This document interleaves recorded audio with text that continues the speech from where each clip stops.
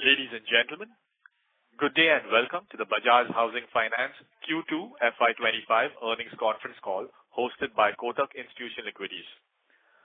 As a reminder, all participant lines will be in the listen-only mode, and there will be an opportunity for you to ask questions after the presentation concludes. Should you need assistance during the call, please signal an operator by pressing star, then 0 on your touchtone phone.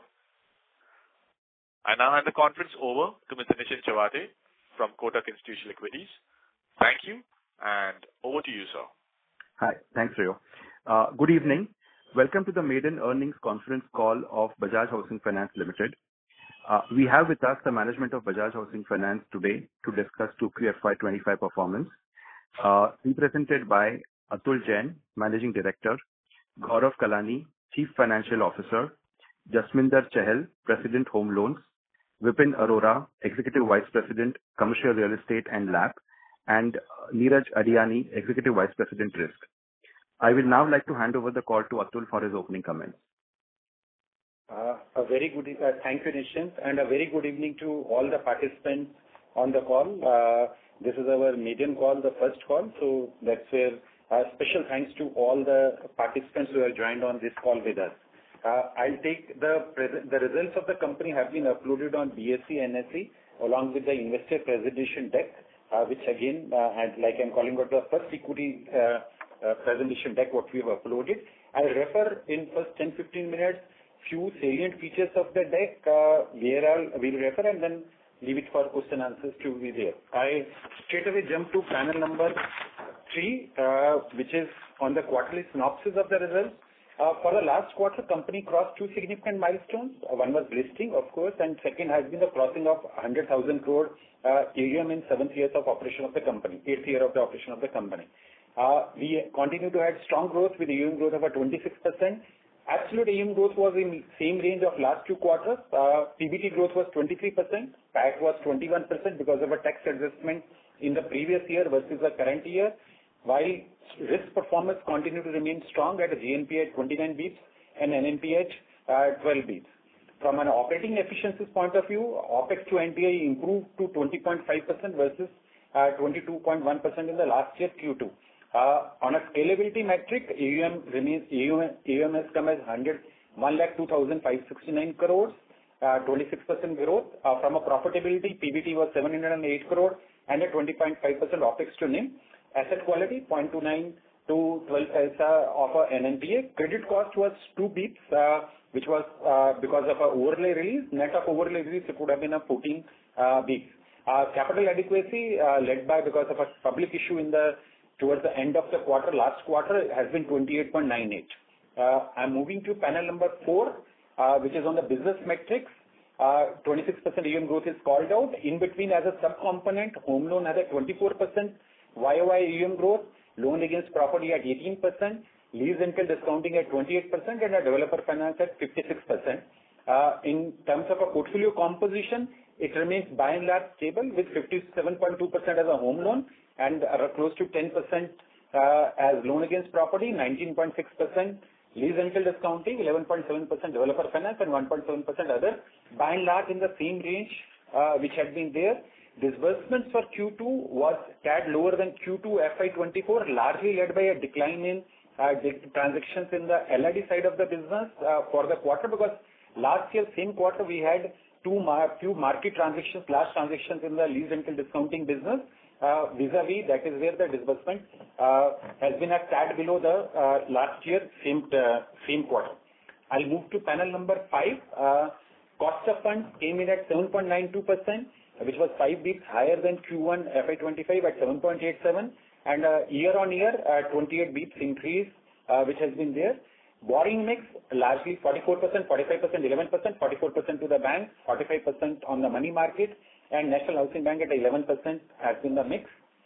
On the gross spread basis, on a Q2 FY'25, we had 1.9% gross spread, which was stable from the last quarter, which was a Q1, 1.9%. Of course, on a year-on-year basis, the gross spread was 2.3% in Q2 FY'24. NIM at 4.1% in Q2 improved marginally from Q1, which was at 3.9%. However, again, at Q2 FY'24 point of view, it was 4.4%. OpEx to NTI stood at 20.5%, which is an improvement on 22.1% in like-to-like quarter in the last year. For the first half of FY'25, OpEx to NTI stands at 20.7 versus 23% in H2 FY'24. I'm moving to the panel number 6. GNP and NNP has already called out. Loan loss to average loan assets 0.2% as of 30th September. Our net of overlay release credit cost is 14 basis. On a ROA 2.5% in Q2 FY'25, nearly same ROA of 2.6% in Q2 FY'24. ROE, given the capital raise in the September, coming down at 13% in Q2 FY'25 versus 16% in Q2 FY'24. Capital adequacy, for the same reason, jumping up to close to 29% on 30th September 24 against a regulatory requirement of 15%. Completed its IPO process, got listed on 16th September. As of 30th September, out of IPO proceeds of 3,560 crores, what was for the company primary raise, 1,500 crore was yet to be deployed and they remained in the monitoring account. It's expected to be utilized during October 24. Profit after tax, already called out, moved up by 21% against a 23% improvement in the profit before tax. I'm moving to the panel number 14. The strategic differentiators of the company. Since this is the first presentation, there are 4-5 differentiators what we put as a company differentiators. First is a scalable balance sheet, because we are constructed for scale, and that is where prime housing and lease rental discounting works as a scale builder for the company, which is reflected in last 7 years track record, starting a new company to a 100,000 crore balance sheet. We are constructed as a low risk business model, which is underwritten from a robust underwriting and risk management performances, also from the type of asset what we choose to lend. We are constructed for medium return, which we balance the portfolio mix between operating business segments and sub-segments to deliver medium return to the shareholder.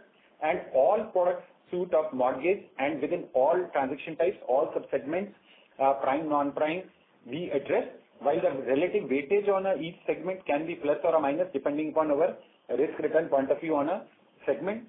Borrowing mix, a diversified borrowing mix between banks, money market, NHB and a focus on enhancing floating rate mix is the strategic differentiator. I'm moving to panel number 16, which is a quarterly financial snapshot. We have discussed the prime points. Only point out is on the half yearly performance, 26% AUM growth, 20% pre-provisioning operating profit growth, profit before tax growing at 21%, PAT growing at 13%. I'm just reminding, last year in quarter 1 and quarter 2, we had an exceptional tax release of previous year tax write-backs. That is why the profit after tax growth is lower than the profit before tax in the first half. Moving to panel number 18. On the key financial trends, on the gross spreads, gross portfolio yield remains steady at 9.9% from a 1 year Q2 FY'24 to Q2 FY'25. Cost of funds have inched up from 7.6 to 7.9 over the same period. Gross spread from the same period 2.3 to 1.9, but stable from last 2 quarters, nearly stable from last 2 quarters at a 1.9% to 2% in last 3 quarters. Operating efficiencies given from a OpEx to NIM moving down to 20.5%, and NIM slightly inching up in last 2 quarters, going near to the quarter 3 FY'24 at a 4.1%. Asset quality remains stable from a GNP and NPA point of view, and return ratios, return on equity coming down because of a equity infusion, while return on assets climbing up. Moving to panel number 19, which is a borrowing mix, 44% as a bank borrowing, 43% as a NCD borrowing, and 1.6% as a CP borrowing, and 11% as an NHB borrowing is by and large a mix, with focus on a longer tenor funding through money market and NHB refinance. And we have an active relationship with 17 banks on the bank line basis. Moving to panel number 21, the sustainability ratios for the company. On a leverage ratio, our threshold is 8. We are depicting last 4 quarters. Of course, right now the leverage ratio has come down because of a rights issue in the first quarter and then followed by a public issue in the second quarter. But that's the ratios we will track at a 8-time leverage ratio as we go on. And capital adequacy from a regulatory threshold of 15%, of course, has inched up significantly because of a Q1 and a Q2 capital raise. I move to panel number 22, which is depicting the portfolio mix over last 1 year, YOY, and also from December 23 to March 24 to December 24, by and large stable. 1% differential coming in the home loan mix going down, and 2% growth in the developer construction finance portfolio over a 1 year period.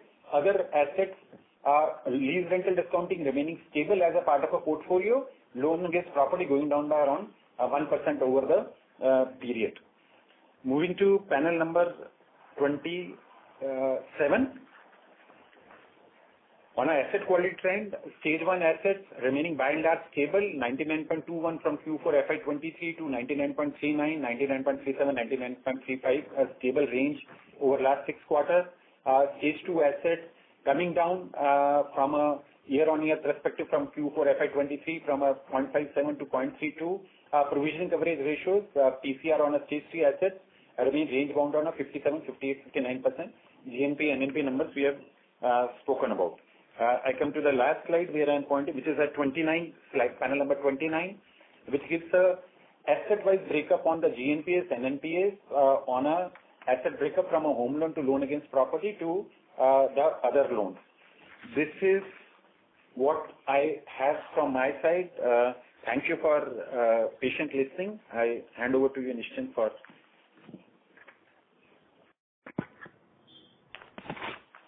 Thank you. We will now begin with the question and answer session. Anyone who wishes to ask a question may press star and 1 on their touchtone telephone. If you wish to remove yourself from the question queue, you may press star and 2. Participants are requested to use handsets while asking questions. Ladies and gentlemen, we will wait for a moment while the question queue assembles. To ask questions, please press star and 1. The first question is from Raghav Garg from Ambit Capital. Please go ahead. Hey, hi, Atul and team. Thanks for giving me the opportunity and congrats on the results and the listing as well. I have a few questions. The one is, what was the disbursements growth in the home loan segment for this quarter, for the second quarter, and also if you can tell me for the first half? I have readily available on the YOY numbers. On the retail side, the disbursement growth was close to 7%, while on the commercial side, the degrowth was of 9% on a YOY number. We can check on the quarter-on-quarter numbers and come back to you. My assumption is it will be by and large stable. By and large stable, but we can come back to you on the specific number. YOY numbers we have kept ready for record. Right. Home loan, you're saying 7% YOY disbursement. We break it in retail and commercial, rather than breaking it on the segments. On the retail, commercial is which is construction finance and your lease rental discounting versus a home loan and a loan against property. But in any case, as a AUM growth also, YOY is given of all the segments, which is by and large stable, barring construction finance, which has risen more.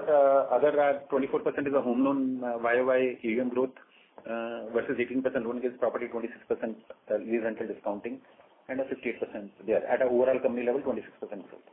But we can come back to you on the quarter number if you're interested. No problem. And how are you looking at the disbursement growth in the retail side for this year as a whole? We are operating in a bit of a construct because we are yet not out the publicity guideline for future looking there. But I'll say that we are because we are still in regulatory silent period because it's a 40 days as advised by legal counsel to us.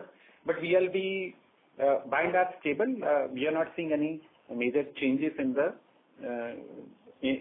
disbursements as we go forward. In fact, our view is that we should be, as our SBU of a near prime and affordable is kicking in, we should see a growth picking up a bit towards in the retail segment. Because so far it is largely led by prime, but with the affordable and near prime segment now started delivering numbers. As we go forward, we should have a pickup in the retail numbers. Atul, the only reason I was asking is that you've done 7% for this quarter, and given your AUM growth has been at around 26%, a single-digit growth would largely mean that the AUM growth slows down for the that's the broad idea that one would get. So hence that question.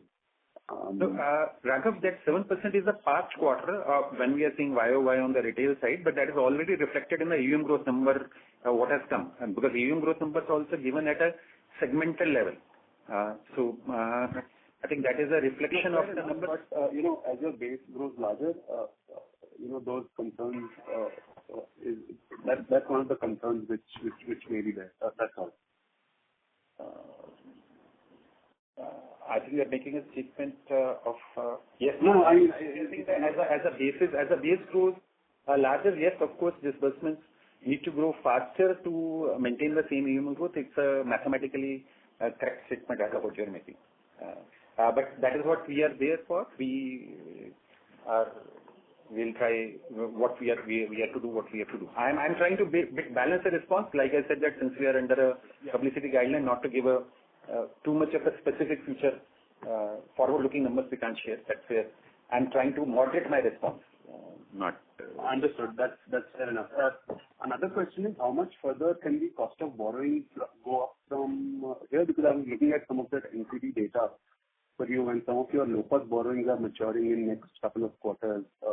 Just in that backdrop, what is your expectation of further increase? In the cost of fund side, by and large, you can say the implication of either the earlier low cost NCD maturing or the pricing, the peaking out of the pass through in the cost of fund, that has happened. Whatever we are seeing a bit of a uptick in the current quarter is largely because of you are aware in last 3-4 months there has been a MCLR increase by the banks. There has been most of the banks have increased MCLR. It is no catching up whatever increase in the Q2, because whatever quarter has to be happened has happened. There are very little number of, I'm not even sure it is in single, it will be less than 300, 400 odd crore of a kind of a low cost NCDs earlier which are yet to be retired. Otherwise everything is now structurally it has got picked up. It has structurally got picked up. Understood. And I'm assuming since you're in that 40-day period, you're also not allowed to speak about your credit cost guidance. Is that correct? Otherwise, my next question would have been on that, given that the current quarterly run rate seems too low. So quarterly run rate, like we called out, the 2 basis is looking like from because of overlay release. Net of overlay release, we had by and large been stable in last 4-5 quarters of a 14 to 16 basis kind of a credit cost. Net of overlay release, we don't see any reason because case to assets have remained at a low level or have come down over the last 1.5 year period. We are not looking to look at a very differentiated or any significant change in the credit cost numbers as we go forward. Or net of overlay release. Because overlay release can be. That's all from my side, and thanks a lot, Atul. Thanks. Thanks, Raghav. Thanks. Thank you. Next question is from Deepak Gupta from SBI Pension Funds. Please go ahead. Good evening, sir. Thank you for taking my question. My first question is on loan sourcing strategy for the company. If you could give us a sense what percentage of loans on book and incrementally are being sourced from the branches of Bajaj Housing versus DSAs, and in DSAs, what would be the share of Bajaj Finance? Deepak, so what we source, there is no, in our kind of a sourcing, because we are largely in the prime segment, our is not, branch is not the sourcing there. So branch is largely a front office where our front office sales people come and operate from. We largely source at the counter, at the developer counter or through the distribution partner. So in that sense, and we largely in our main cities where we operate larger part of the business, we operate from BHFL branches, not from BFL branches. Both companies have different branches. Only in some places in the rural market, we take space or a sub-space from Bajaj Finance branches to operate, but that's not a BFL branches organization. It is our people who may have been sitting in the BFL branches as a cost-sharing basis where we don't have sufficient number of people. So the entire sourcing by BHFL, not by BFL. If the question is pertaining to the ETB mix or the Bajaj fix, because we get consented customer on the digital leads or on the franchise customer of BFL, that sourcing in the home loan side will be between 12 to 15% kind of a sourcing mix, which remains by and large stable. Out of the home loan disbursements, whatever comes through, 12 to 15% disbursements come from consented customer digital leads basis from what comes from BFL to us.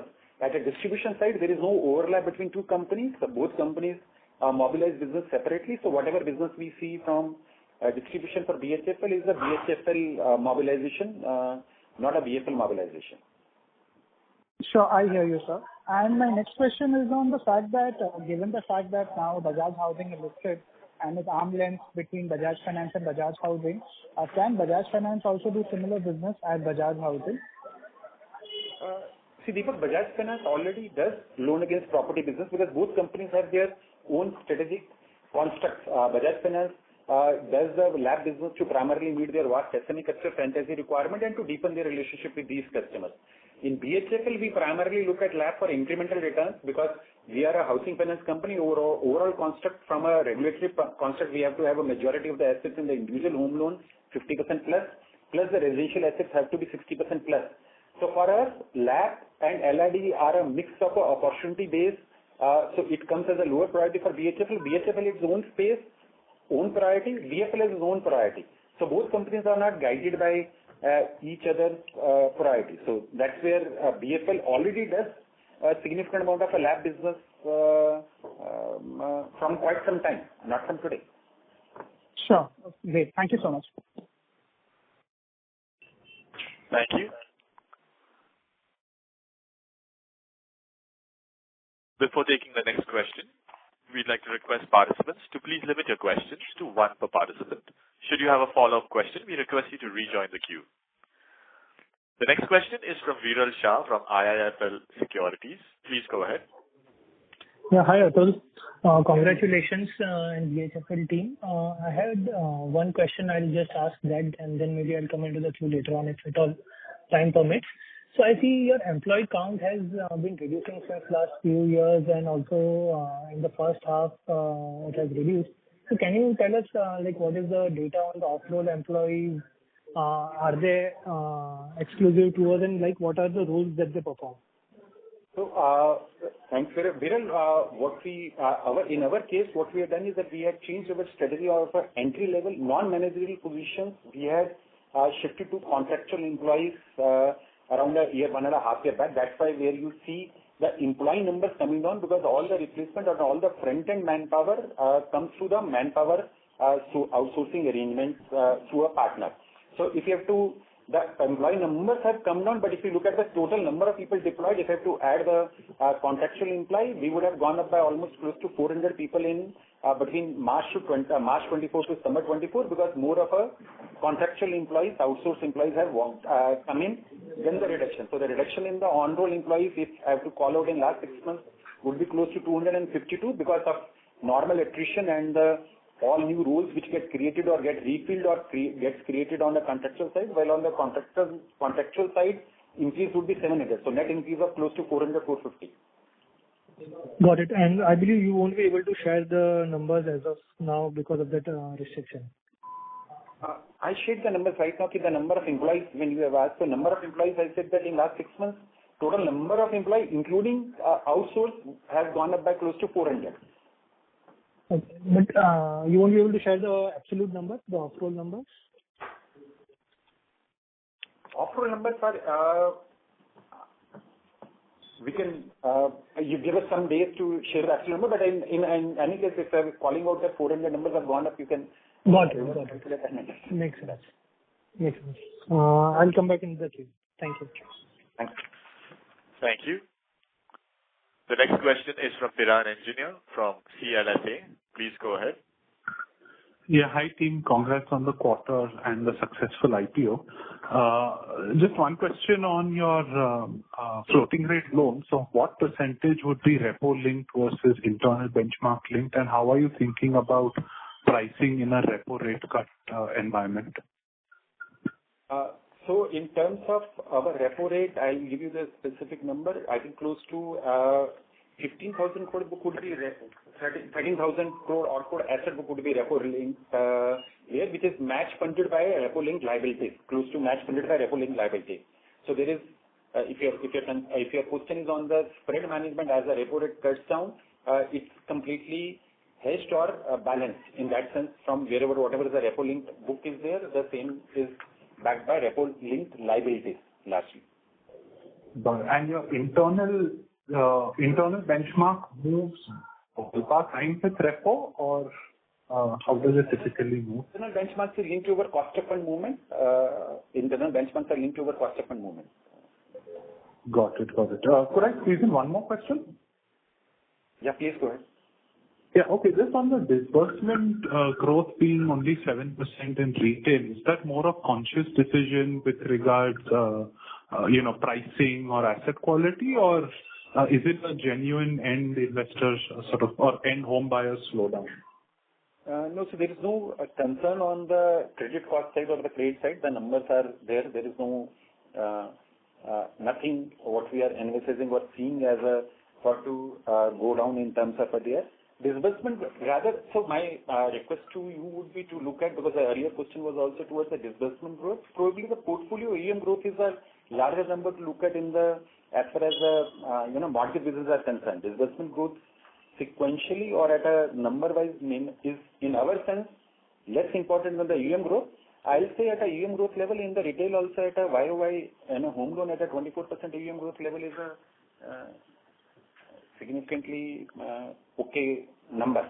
So we don't see, so there is no conscious decision to slow down or not. It's not being slowed down, whether from a credit point of view or from no, like competition, like that's what I meant. Competition in any case remains very intense. Competition in the home loan, in the prime home loan remains very intense, which all of us remain. But that had been the status from last 6-7 years ever since we started the business and expected to remain intense. We don't see any change in the competitive stance or our competitive stance or our appetite to grow or our ability to grow. Got it. Okay, that's it from my end. Thank you and wish you all the best. Thanks. Thank you. Thank you. Next question is from Abhishek M from HSBC. Please go ahead. Yeah, hi. Thank you for taking my question. So two questions. One on provisions. So just back calculating, I think the current run rate of overlay utilization is around 30 crores a quarter. If we just go by this, then maybe in the next 1.5 quarters, the existing overlay gets, exhausted. So suffice to say that next year we should be around this 14-15 with kind of run rate of provisions. That is a normalized run rate of provisions that should continue, right? Yeah. So Abhishek, rightfully, because the overlay now remains only 10 crores, because 44 crores is inclusive of macro overlay. Till that, because as a ECL policy, that is not 34 crores is a part of a macro overlay or at overall ECL policy. So the discretionary overlay remains only at 10 crore. At a 25 crore release last quarter, it has meant 14 basis of a credit cost. If we normalize that, if you look at last 4-5 quarters, that's other than the period when we have used the overlay release to increase stage 1 non-delinquent coverage point of view, the credit cost has been by and large in range of a 14 to 17 basis, hitting 14 to 17 basis in last 4-5 quarters, and that's what normally we should be looking at, because as the overlay release is max remaining of a 10 crore, which is available now. Okay.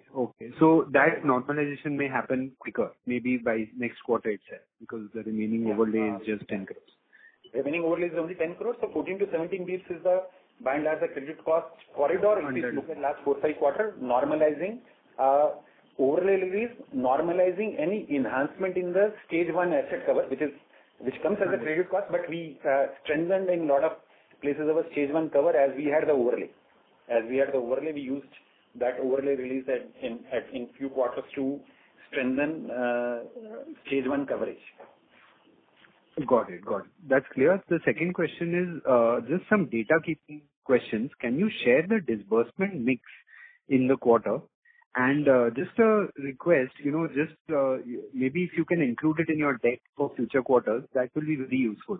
But can you share it for this quarter, the 12,000 crores, how is it split between HL, LAP, LRD and developer finance?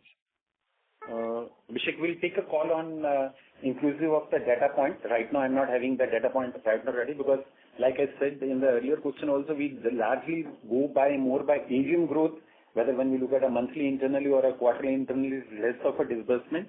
But if that is a requirement from most of the analysts, we'll start having the data ready when we come in. Sure, because the flow helps us understand the direction actually. It's actually slightly more important, the stock, we can sort of derive. But just to get a sense, if I look at the AUM mix, would the retail disbursements be lesser than the, mix of AUM, and the corporate, the developer finance LRD would be higher than the percentage mix of AUM? That is how it should play out, right? Because the AUM mix is also published, which is from 1 year to 6 months to now. AUM mix is by and large stable. 1% drop in home loan mix, which is on the panel number 22, if you refer, which is September 23, March 24, and September 24. AUM mix at a home loan is dropping by 1%, but LAP is also dropping by 1%. LRD remains stable, and the developer finance has gone up by 2% from a AUM mix point of view. But the majority of the book, still 57 plus 10, LAP remains retail, so it cannot be, commercial cannot have the more share, right? Because 57.2 plus 9.8, which is 67% of the book, is still retail in that sense. Right.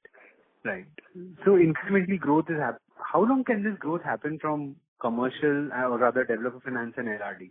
Or when does, growth in home loan disbursement, loan against property, when do you have to start growing it at par with LRD or developer finance? That's my, basic question. So, because right now it seems to be growing slower.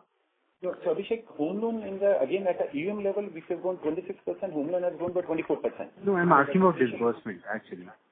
But disbursements, okay, like I said that we'll start setting disbursement, because disbursement, more than disbursement, AUM is the relevant number, but we'll start putting the disbursement numbers on that, because disbursement numbers are an indicator for a AUM growth number. Because eventually earning is on a AUM for the company. But we'll start putting out the disbursement numbers from next quarter on. Sure. Okay, thanks. I'll come back in the queue. Thank you. Before we take the next question, a reminder once again to participants that you may please limit your questions to one per participant. For follow-up questions, we request you to rejoin the queue. The next question is from Subhranshu Mishra from Phillip Capital. Please go ahead. Hi, Atul. Hi, Gaurav. Congrats on the successful IPO. The first question is on the developer finance book and the LRD book. When we talk about the active customers or active developer relationships, are these unique corporate houses, or how many unique corporate houses would we have in each of the books? That's the first. Second is, what is the exposure of our home loans and the developer finance book to luxury housing, which is probably around 4 crore plus in MMR and maybe 2 crore plus in the rest of India? And the third is a subset of this question. What is your view going forward on luxury housing growth? Because we're seeing a lot of launches in this segment. Sorry, Subhranshu, I got your first question, which was on you are wanting to know the corporate developers, whether developer and the LRD book is there. So I'll answer that question, and third question I've understood. In second question I was not able to hear correctly, but the first question which is what we have given as a number of projects, and also developer relationships as well, which is given out in the deck in terms of the developer finance book is represented by how many numbers. Generally, release rental discounting and developer book is not much of over 20 panel number 26, which gives the active developer relationships of 451. So 693 projects represented by 451 developers. So it is in that sense. No. What I'm asking is, out of these 450 developers, how many are unique corporate relationships? Do we have 3 or 4 Bajaj exposures? No. So when we call a developer relationship, that means if there is a one person who owns multiple entities, it's called as one. So 451, when we are saying developer financing, that is, then in that sense, in your question, you can say it's the 451 corporate relationships or the developer relationships, which means... Okay, because unique in that case. Yeah, 451 are unique. That's why 451 representing 693 projects. So that's how. So there can be people having multiple projects, or the same person in the same entity executing multiple projects, where we have a exposure. 451 are unique developers. Same way in the lease rental discounting, 264 are the unique relationships. So there in your same example, if one corporate house has 3 entities, wherever 3 relationships, it is counted as 1. 264 is counted as 1. Understood. My second question was, what is our exposure of luxury houses, roughly on 2 crore plus and then 4 crore plus in developer financing and home loans? So largely in terms of a disbursal side, in the home loan side, generally 2 crore and plus would be constituting maybe around 15 odd %. I don't have a specific number right now. I think that's the approximate number, but we'll check that number, 2 crore plus. Because largest number of disbursals, our average disbursals in the prime housing space, because there are various pieces of business. There is affordable near housing on the rural where the ticket sizes are low. But if you have to talk about the prime housing, their average disbursal size comes at close to 70 odd lakhs, where the larger part of the customers remain between 40-45 lakh to close to 2 crore, 2.5 crore. Above 4 crore would be very minor part in the retail side, very, very minor part. And in the developer finance as well, largely the customers who would have funded above 4 crore unit size would again be very, very marginal. We are largely, because we do developer finance for 2 purposes. First purpose is to act as a funnel for home loan. Largely in luxury housing, it does not act as a funnel for home loan. So that's where the portfolio mix would be very, very marginal for luxury housing. Above 4 crore, if you are talking about as a luxury housing. Above 2 crores in construction finance, what would be the exposure? I won't have the ready numbers right now for me to answer. But you should assume majority of the book is towards less than 2 crore. Major part. Last question was around your view on luxury housing growth going forward. We are very small to compare to the industry, so I will desist from giving an industry view in terms of how the industry is going to grow. We believe as of today, in a general view, what my personal view would be that all segments of industry have large leeway to grow, but I will desist from making an industry comment. Sure. Thanks, Atul. Best of luck. Thanks. Thank you. Next question is from Kunal Shah from Citigroup. Please go ahead. Yeah, congratulations for the listing and thanks for taking the question. With respect to the lease rental, the way the ticket sizes have been going up now, we are almost 103 compared to like less than 60 few years back. What size, is there any particular ticket size we would be comfortable with? Developer housing, we have managed it less than 50 odd crores in terms of ATS. So anything out there? And related to that, when we look at it, almost zero stage 2, stage 3, and developer finance also hardly anything. But when we look at the history, maybe the players in this segment, asset quality has been quite patchy in terms of when the cycle turns. So any plan to create provisioning at any point in time? Because today it's almost like a zero provisioning on this 26,000 crores of the book. So now what would be your view in terms of provisioning in these two segments? So there are 2 questions what you have asked, Kunal. First is on the LRD average ticket size versus developer finance average ticket size. Because in lease rental discounting, it's largely marquee customers and a very large funds and even the REITs, which are the customer ticket sizes are significantly higher than the construction finance, because in construction finance there is an execution risk versus in lease rental discounting there is no execution risk. We don't have a particular ticket size in mind which we target in lease rental discounting, but of course since we target the upper end of the customers, because majority of our portfolio is in the grade A commercial, which is leased out to largely whether a Fortune 500 MNC companies or a large Indian corporate. So the ticket sizes tend to be higher because of the type of collateral and the type of customers we target. The number of average ticket size is an outcome. We remain open to a very large ticket size also in lease rental discounting.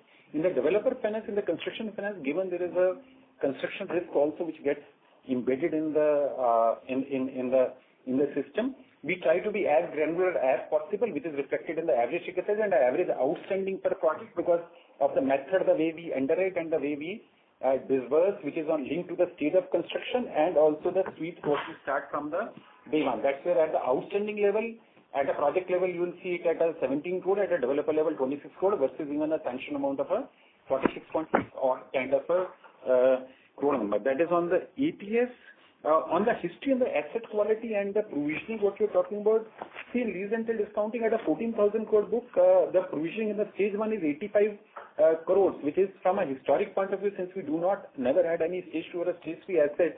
I think 0.61% kind of a ECL provisioning is significantly higher provisioning than whatever ECL models do that. What I was calling out in earlier question, that whenever we used in 2 quarters to strengthen stage 1 provisioning because of a overlay release, we use that here because there is, while as a historical on a ECL model, there is no loss number or a loss percentage which will get calculated on lease rental discounting, but the 0.61% what you can see from panel number 28. Yeah. The provisioning is 0.6% on entire stage 1 asset. There is no stage 2 and stage 3 asset. It's more than adequate in our assessment. Same in the developer finance, it's a 0.62. We carry that, we believe 0.61 and a 0.62 at a stage 1 asset provisioning is a reasonable bit. On the asset quality cycle, Kunal, I have to call out that we believe the way we have done construction finance in terms of a granular book, we can't say that in any downturn there will be no nothing will happen. But by and large, if you look at what you are referring for the people who have the problem and during the industry down cycle, I'll only request you to compare the average outstanding per project and the average ticket size per project and number of projects they had for the size of the book will be a rightful reflection, because we believe the way we do granular disbursals linked to the stage of the project and not overwhelming concentration, we should be better off even in the industry down cycle. And we have tested the industry down cycle earlier as well, while we were smaller at that time. But in history of our, we have funded more than 1,000 odd projects in our history. So far, there had been only 4 projects where we had encountered troubles, and in the entire history of 7 years, out of that, 1 or 2 we recovered later on, and 1 or 2 which are reflected in the stage 2 or stage 3 even as of today. That's what Kunal had to go. Okay. Got it. Thank you. Thank you. Next question is from Pranav Gupta from Ioneos Alpha Investment Advisors. Please go ahead. Yeah, hi, and thanks for the opportunity. Congratulations on the successful listing. So just one question, which is a more longer-term question. With no large changes that we can expect in the asset mix, how should one think about long-term ROA and think about optimal leverage over a 3, 4, 5 year period? So Pranav, that is what we have put in our presentation in the panel number on when we give the sustainability matrix at a leverage 21. So panel number 21, we believe 8 is the leverage which is a sustainable leverage metric, and that's where as we go forward, as we utilize the capital what has been there, we can see that before 8 is when we look to raise the yeah. Right. And just on the ROA bit, with leverage going up, capital getting utilized, and no major changes expected in the asset mix, how should one think about ROA going forward? So in the last quarter, ROA, the capital raise has had a very minuscule impact, because we got listed only on 16th September. So 16th September, and that also, like we have called out in the presentation, 1,500 crore as of 30th September also was unutilized. Right. So there was a minor impact of a ROA in the capital raise in the last quarter. So it's not that the last quarter ROA is driven by the capital raise of last quarter. And if you look at the overall broader number as well, on the trajectory of ROAs over the period, I think that ROAs had been in the range of between 2.3 to 2.5% by and large over the various FY'23. If I exclude FY'23, it is largely in the stable range of between 2.3 to 2.5, 2.6, ranging between in a quarter going up or going down slightly a bit. It has been largely stable in last 2-3 years. Sure, sir. Thank you so much. Thank you. Next question is from Renish from ICICI. Please go ahead.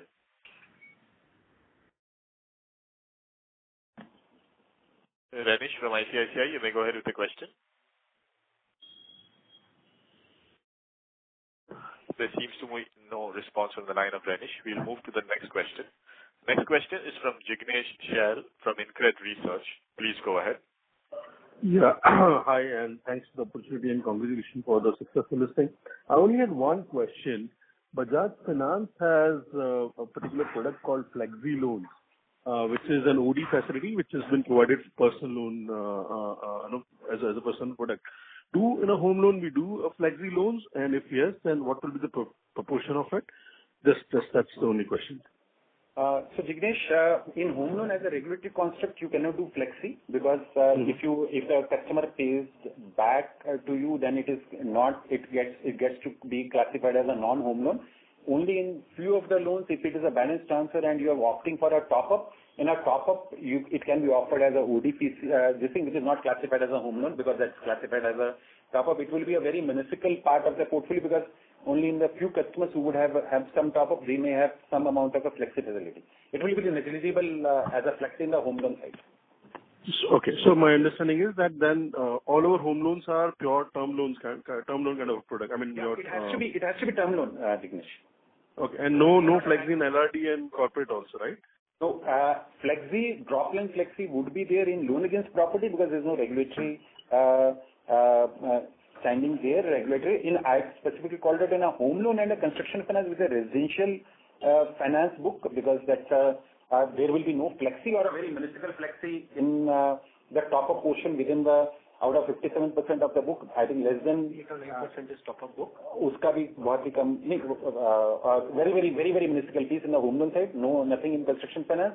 In lease rental discounting, there will be some piece of a drop line flexi which will be available to the customer because it's a non-home loan asset. You are regulatory allowed to do that.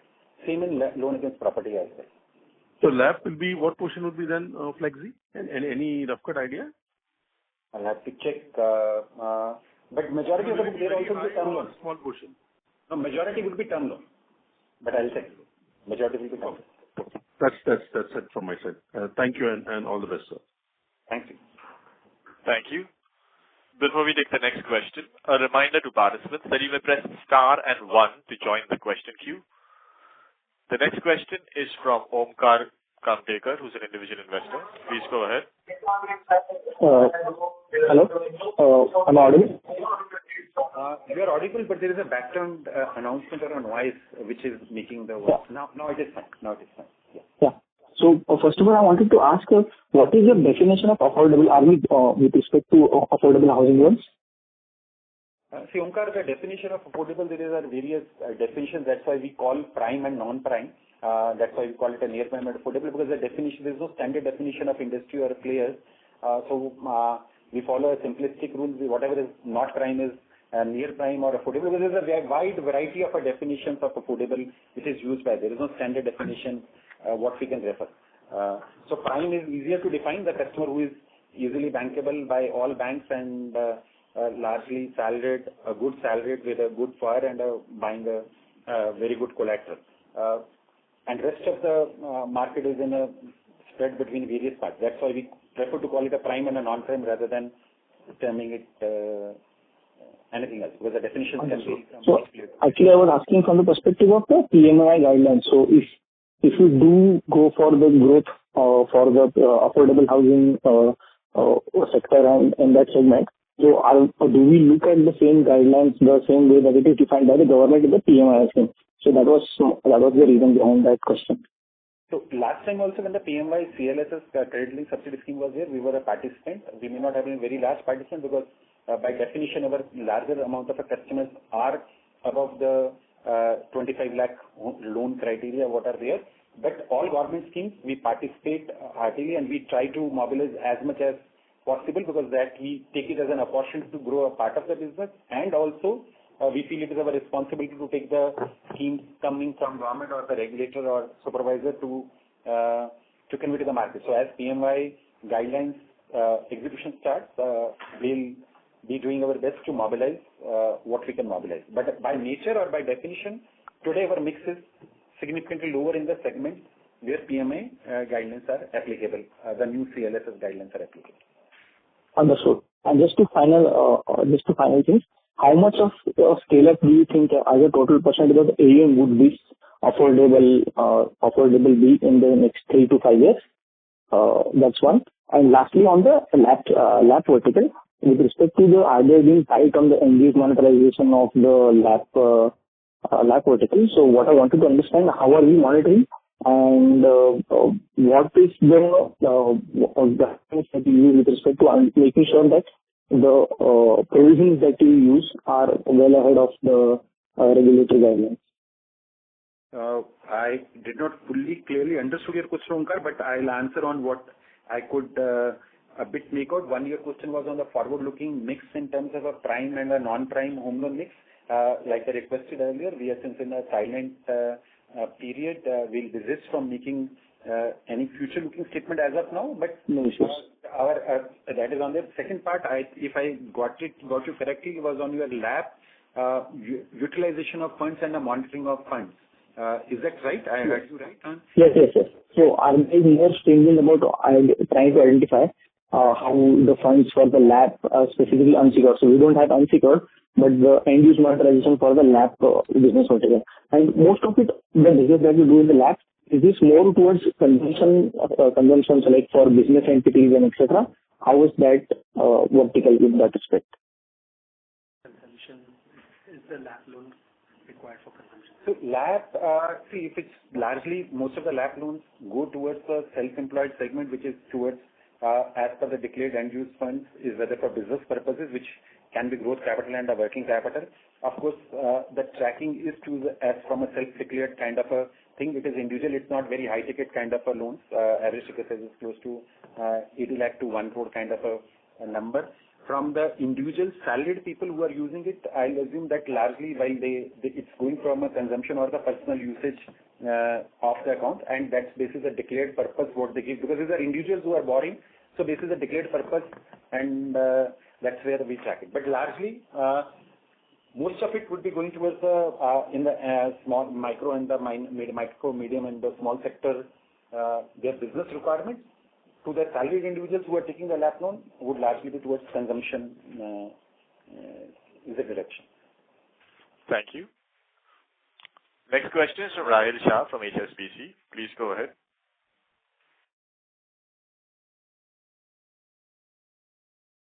Rahil Shah from HSBC, you may go ahead.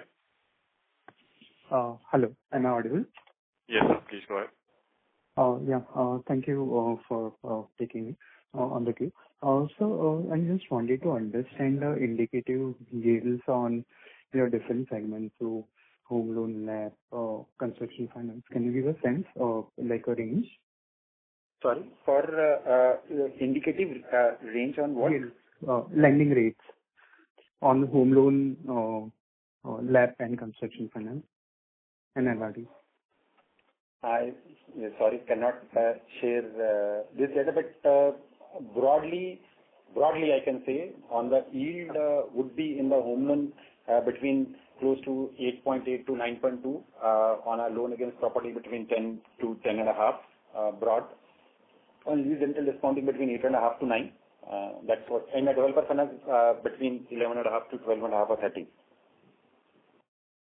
Okay, sure. And just between LRD and construction finance, given like what would be your based on your risk tolerance, the mix, till what share between these two you would be comfortable? I'm just trying to understand whether the share of LRD can increase further, or this is something where the company would be comfortable managing the book at. We remain bullish on lease rental discounting because in our assessment this has remained always a very low risk business and a scale business, delivering optimum kind of a returns to the company, and with risk profile being very low given the choice of the customers, and since it is in a way doubly secured, both cash flow secured because cash flows are secured along with the executed property or executed the project or executed building which is there. So there is no cap we have as far as we are as we look at from a lease rental discounting, but there is a different kind of a cap which comes for us because as a regulatory norm, 60% plus of our assets, total assets, which means close to 60 to 63% of our lend assets have to be in the residential space. because 60% of total assets, then there is a liquidity buffer which also gets included as an asset. So the balance assets is only what we can lend for basis the opportunity or risk return metric, whether loan against property or lease rental discounting or some other what we can do. So the cap can come from that point of view, because if we continue to feel, as of today, our view had been that between loan against property and lease rental discounting, risk return metrics had been better for lease rental discounting. So we have chosen to grow lease rental discounting more. However, one, from an upper cap point of view from the regulatory concept. Second, if loan against property in future becomes much more attractive, it can have some mix change. But from a business concept point of view, we remain very bullish on lease rental discounting. From a construction finance, we largely do construction finance for a funnel for our home loan business, which is close to now 11.7. Our internal view as of today would not to exceed 15% kind of a mix in this business as we even go forward. That is what I repeat to. Oh, sure. This was very helpful. Thank you. Thank you. The next question is from Jigar Jani from BNK Securities. Please go ahead. Yeah, hi. Thanks for taking my question. Jigar, we are sorry, I'm not able to. Your voice is breaking quite significantly. Yeah. If you are using a speaker, I'll say if you can use a handphone. Is this better, sir? Yeah, this is better. This is better. Yeah, sorry about that. So I was asking regarding the provision coverage ratios. We have seen from Q1 FY'23 the PCRs on stage 1 dropping from about 0.6% to now about 0.34%. So do we have a minimum criteria beyond which we will not drop the stage 1 PCL, or we will be driven by the model itself? Similarly on the stage 3 assets as well, so it has fluctuated between say 58 to at max 66 also. So any internal limits beyond which you will not drop the PCRs on stage 1 and stage 2? Yeah. So first on the stage 1, it is driven by largely ECL model. The level you are saying dropping is because of we were carrying the overlay. As the overlay is getting consumed, it is coming as a normal stage 1 provision. So there is no model fluctuation which is happening here. It is only as the overlay is coming down, because overlay sits as a part of a stage 1 coverage. So there is no otherwise model changes or a model coverage change or a dropping of the coverage. It is absolutely in line with whatever is from excluding overlay. ECL comes as a model which gets refreshed every year, and there has not been any changes in the scheme. But on the stage 3, as per ECL model, the number LGD is significantly lower, but we generally provide for higher kind of a number as the vintage goes up, because all are secured loan, but we still try to do that. But again, the range bound will be 50-60%. 50-60% is what against a model of close to around 40-odd%, but 50-60% is a PCR on a stage 3 asset, what would largely be there. And for stage 1, like I called out, the number remains stable. It's only the overlay adjustment is what is making you look like the stage 1 provision coverage is going down. So now, since the overlay is almost diminished, this should be steady state, basically, what we are seeing. This will be steady state depending on the asset mix, because ECL stage 1 is different for each different asset. Like we provide for much higher stage 1 for if it is a commercial asset, whether a lease rental discounting or a construction finance, versus a stage 1 asset provisioning for let us say a home loan, and which is visible if you look at the panel number 28. Stage 1 provisioning for each asset is different, for loan against property to lease rental discounting to developer finance. So a mix of a mix change can result into, so for example, if home loan has to grow much faster than other assets, you can look like at a Concall level stage 1 coverage going down, but not other way around. So it's a product mix driven stage 1 output. I hope I am able to explain. Yeah, understood, sir. This was very helpful. Thank you. Thank you. The next question is from Gaurav Jani from Prabhudas Lilladher. Please go ahead. Thank you, and congrats on the listing. So just wanted your outlook on the disbursals, right? So, I mean, Q2 of last year till this year, till this quarter, I mean, the disbursements have been flattish, right? First half you've done about 24,000 crore, So, what's the outlook for the second half? That's number one. And secondly, our repayment rates are sort of fallen drastically over the last 2 quarters. So anything to read out there, and is this a structural thing that we're trying to do out here? Thanks. So that's the first one. I was not able to understand your questions very clearly. Disbursement H1 versus H1 is flatter, so H2 off. Yeah. And second one, So, like I called out, Gaurav, for the first question that we are desisting from giving a forward-looking, but we called out in a roundabout way, saying that we feel with a affordable and a near-prime, non-prime vertical which has gone live, we should be okay as far as retail disbursements are concerned. The second question even Gaurav could not get. Can you just repeat? Sure. So what I was trying to ask is the repayment rates have drastically fallen over the last 2 quarters. Anything to read out here, or is this a structural thing, or just business as usual and probably they'll get back to normal? Yield, you are referring to yield, Gaurav? Again, I'm sorry, we're not able to. Repayment rates. Repayment rates? Yes. Portfolio attrition. You are talking about portfolio attrition? That's correct. Okay. So portfolio attrition, like what you see from when you try to do this, is a mix of various portfolios. Like if in case of overall portfolio attrition, when you look at a DF portfolio, construction finance portfolio has a much higher portfolio attrition because which drives the total attrition, because you will not be able to do a simple mathematics of a disbursement minus AUM growth to arrive at the attrition, because in each of the products, because we are a diversified HFC having a various product mixes, and at various assets can have a various kind of attrition driving there. For the retail portfolios, the attrition rate remains by and large stable.